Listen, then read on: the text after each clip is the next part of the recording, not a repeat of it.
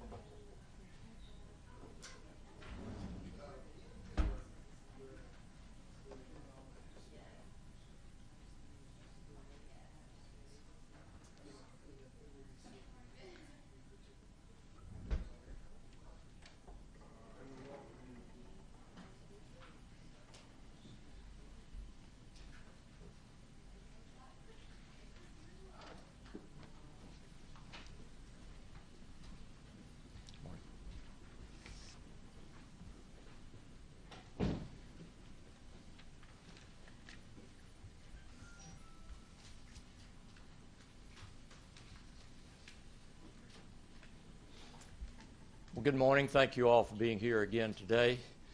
We're going to give you a brief overview of what our assessment is at this point of the effects of Hurricane Michael. We have the various agency and department heads who are here who will give you more specific information if you make inquiry about a particular area. First of all, let me give you an overview. The Georgia Forestry Commission has some 9 chainsaw strike teams working in 5 counties, and there are 7 Georgia Forestry Commission dozers that are clearing storm debris from roadways in Decatur County, which is one of the hardest hit areas in the state. I might add, in general terms, right now the main focus is going to be on debris removal so that power line trucks and repair crews can access the areas that are without power. In that regard, we're told there are about 450,000 power outages that have been reported statewide, and the primary focus at this point is on damage assessment and getting crews in to restore that power as quickly as possible. There are more than 53 poultry houses that were completely destroyed in southwest Georgia, and the Department of Agriculture is coordinating the necessary responses. The Georgia State Patrol has made initial response teams that are moving into southwest Georgia and have established a command post in Miller County. The Georgia State Patrol Aviation Operations is beginning their route reconnaissance and damage assessments in the hardest hit area, which is southwest Georgia. The Georgia Department of Transportation has reports of 127 state routes that are closed due to trees and an additional 120 roads with debris on them. They are beginning preliminary assessments now and expect that number to increase throughout the day, but every GDOT crew is out working for storm response. The Department of Corrections has 17 debris removal teams working throughout the affected area. 6 Red Cross shelters are open with a total of 372 residents overnight. The ARC and GEMA and Homeland Security continue to coordinate with local EMAs regarding additional sheltering needs. The Department of Public Health is coordinating with approximately 20 hospitals and 15 nursing homes that are reporting power outages. All are currently operating on a generator system. There are communications outages that are spread throughout the affected area, primarily southwest Georgia. GEMA is working with all telecommunications carriers on conducting damage assessments and evaluating the cell tower sites that might have been damaged as a result of the hurricane. We'll open it up now for your questions. Governor, you mentioned, or Commissioner Black mentioned yesterday that cotton and pecan crops are kind of at ground zero. What's been the early assessment of those? Well, we asked that question of him, and he's here. And I'll let him expound on it. I think it's still too early to make any good assessment, but Commissioner? Yes, sir. Thank you, Governor. It is our worst dreams, I believe, are being realized. I have seen in pictures this morning of cotton that was being harvested yesterday. It was an outstanding yield of 3 bales an acre. And today, where the farmer stopped this morning, you cannot tell where he stopped harvest and where the rest of it was harvested by the storm. So we're working with our federal partners. There's going to be a lot of work to do in that regard.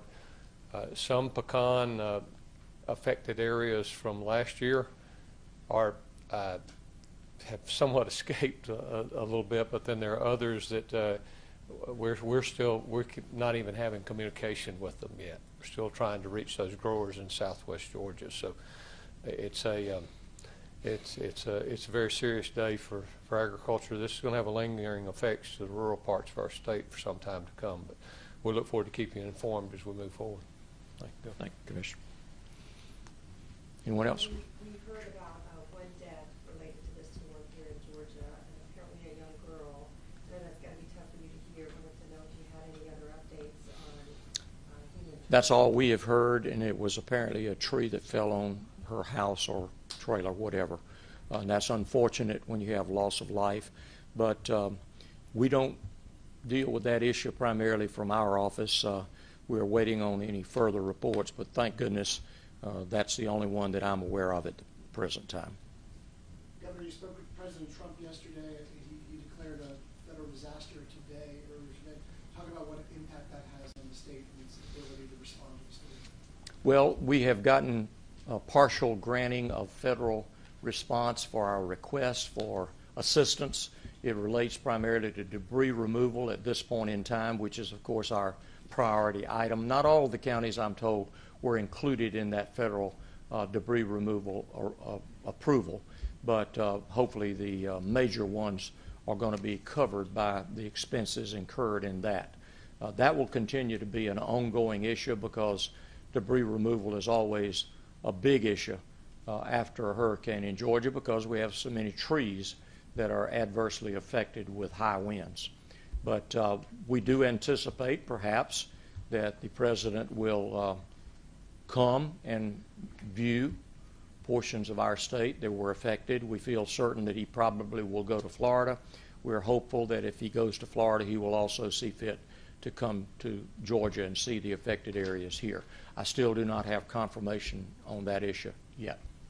Governor Deal, is it too early to give a big picture assessment of how this storm impacted our state? I know yesterday you were really concerned about how bad it might be. Is it less than we thought it might be, or do we just not know yet? It depends on who you talk to.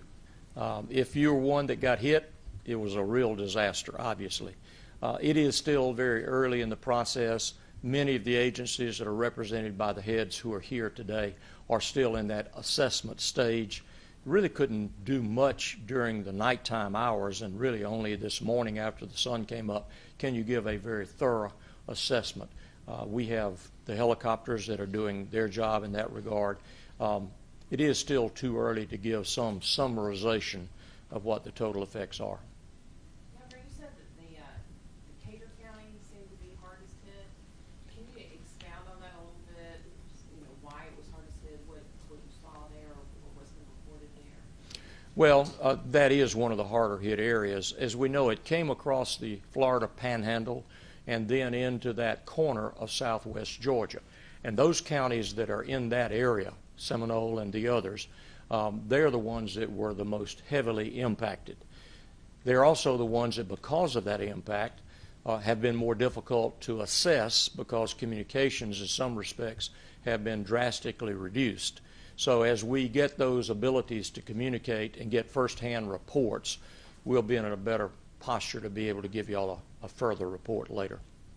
Governor, a follow-up please for Commissioner Black. You mentioned yesterday that you were going to have a call with Secretary Perdue to see about the resources that we think may support Georgian farmers. Could you give us a follow-up on what resources you may believe may specifically be made available from the federal level for Georgian farmers? It was a very, very good call. certainly a heartfelt call because of his from relationship and being our governor now, providing outstanding leadership there. I expect that he will be back. We had anticipated talking again today. There are no details except just actually some personal stories of have you heard from somebody, have you heard from somebody, and we kind of go down that call list together. There's deep concern. There's commitment from the White House. I'm very thankful to had a call from the White House also yesterday, committing their that communication that's so necessary when you're implementing whatever type of relief programs might be coming through USDA or FEMA. So we're in a very good position when it comes to communication and certainly an understanding of the gravity of the situation. So we'll be maintaining those lines of communication and look forward to reporting to all of you when we have more information. Governor, can you talk about the status of the National Guard right now, what they're doing, and also talk about everything was pre-positioned, how well pre-positioned were you, how easy has it been to get?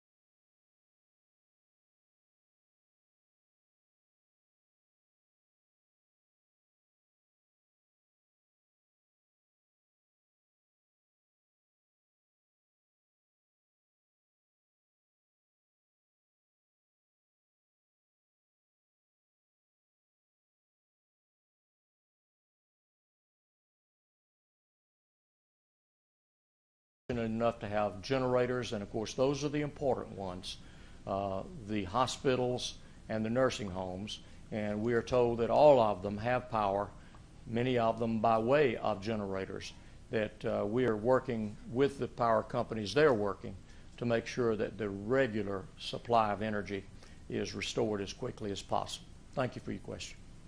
Thank you all for being here this morning.